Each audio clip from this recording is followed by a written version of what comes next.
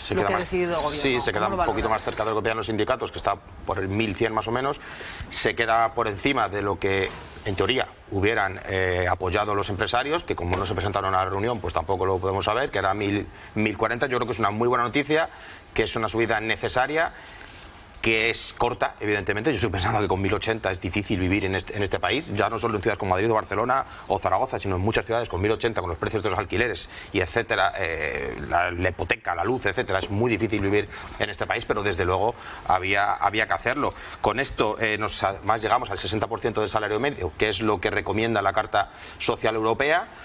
Bueno, yo creo que es una excelente noticia. Que los empresarios nos hayan sumado es una pena, porque desde luego sería preferible que todo este tipo de medidas se alcanzaran con un acuerdo social, pero es que no han querido ni ir a la reunión. Dicen que es que no se les ha respondido a una propuesta que hicieron. Bueno, a esas propuestas se responde en las mesas sectoriales y en las reuniones como ayer, que es donde tenían que haber acudido. Yo creo que es incluso una falta de educación por parte de los empresarios, que no sé además qué excusa van a poner esta vez. Quiero decir, porque siempre decían que es que subir el salario perjudicaba al mercado de trabajo, iba a destrozarlo. Bueno, ya se ha visto que no, ya se ha visto que eso es falso. Entonces yo no sé cuál es la excusa. En cualquier caso, no es necesario que se sumen los empresarios. Casi todas las medidas laborales que aprobó el gobierno de Mariano Rajoy, incluida la reforma laboral, se hizo sin contar con los sindicatos. Es decir, que se hizo sin un diálogo social completo, sin un acuerdo social. No se puede negar que Yolanda Díaz ha buscado el acuerdo social en todo momento, porque además ha llegado a muchos acuerdos. Y luego creo que es muy destacable lo que comentaba ahora Nerea, es decir, lo que ha hecho este gobierno con el salario mínimo. Se ha subido un 47% desde que llegaron hasta ahora. Para saber un poquito lo que significa esto hay que compararlo con lo anterior. Durante el gobierno de Mariano Rajoy, 2011-2018, se subió un 14%. ¿Y por qué hubo una subida en 2016? Porque en los 5 primeros años, de 2011 a 2016, se subió un 2,15%. Es decir, el salario mínimo en España en 2016 eran unos ridículos 655 euros. Creo que hay que valorar mucho lo que está haciendo este gobierno con eso. Cuando se habla de que hay que ayudar en momentos de crisis a las que peor lo están pasando, pues este tipo de medidas son las que ayudan a los que peor lo están pasando. Bueno, hablabas de los empresarios, a lo largo del programa hablaremos con el presidente de los empresarios en Aragón, hablaremos también con los sindicatos. De momento esto es lo que tenemos sobre la mesa. Unos y otros argumentan cada uno sus razones. Encarna, ¿a ti qué te parece esta subida de 80 euros en ese salario? A ver, la subida me parece bien, como no puede ser de otra manera. Además, hay que recordar que va en línea de la exigencia europea de que el salario mínimo se sitúe en el 60% del salario medio. O sea, nada que hay un consenso además político, el PP lo apoya, y es verdad que son números además que son, la subida es alentadora, los números son preocupantes. Hay demasiadas, 2,5 millones de trabajadores con el salario mínimo. Te hace pensar cómo está el mercado laboral en España, por supuesto el caso de las mujeres. Y disiento de Óscar en que el caso de los empresarios no sea menor o sea mala educación.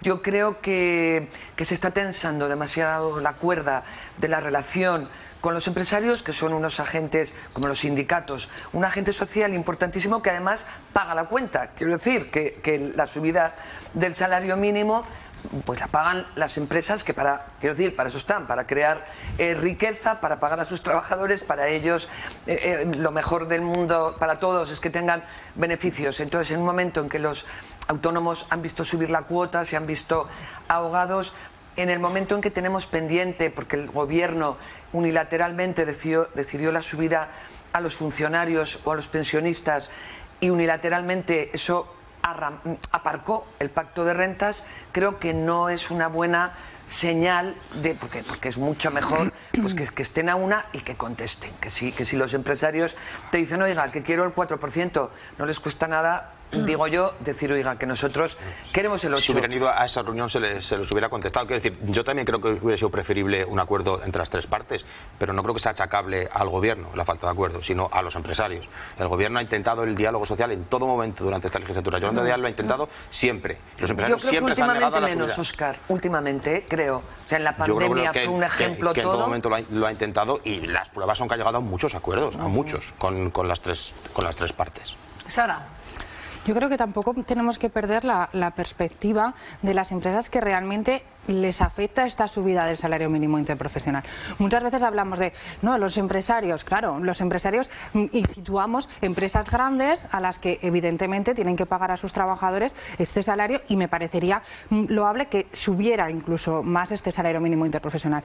Pero realmente esta subida a quien afecta es a pequeñas y medianas empresas, a empresas de menos de 50 trabajadores, al autónomo que tiene una frutería o que tiene una pescadería y tiene 2 empleadas como dependientas, o a los bares. Hemos visto en la gráfica que realmente afecta al sector de la agricultura y al sector servicios. Por lo tanto, a estas pequeñas y medianas empresas no solamente se les está subiendo el salario mínimo interprofesional, que de cara a los trabajadores me parece perfecto, porque además también va a afectar a subsidios a desempleados de mayores de 45 años o a la prestación para mayores de 52 años. Es decir, que es una subida que me parece correcta, pero no perdamos de vista la situación que tienen pequeñas y medianas empresas de ahogamiento en costes, y que además no les da tiempo a aumentar la productividad para poder sufragar este aumento de gasto laboral. Entonces, al final, a lo que vamos encaminados es que a estos autónomos que tienen 3 o 4 empleados, o pequeñas empresas de 10 trabajadores,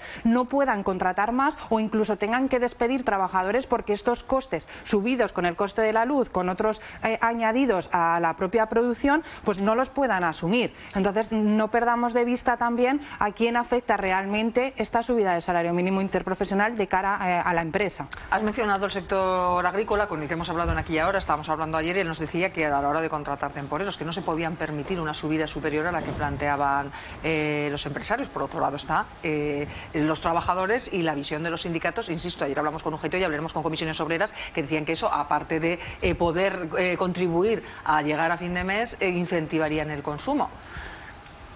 Sí, es que es que es imposible, como estamos diciendo, pronunciarte en contra de que el salario mínimo alivie la situación de 2,5 millones de trabajadores, que incluso, bueno, pues es que es, primero, por supervivencia, como decía Óscar, pero luego también puede reactivar el consumo.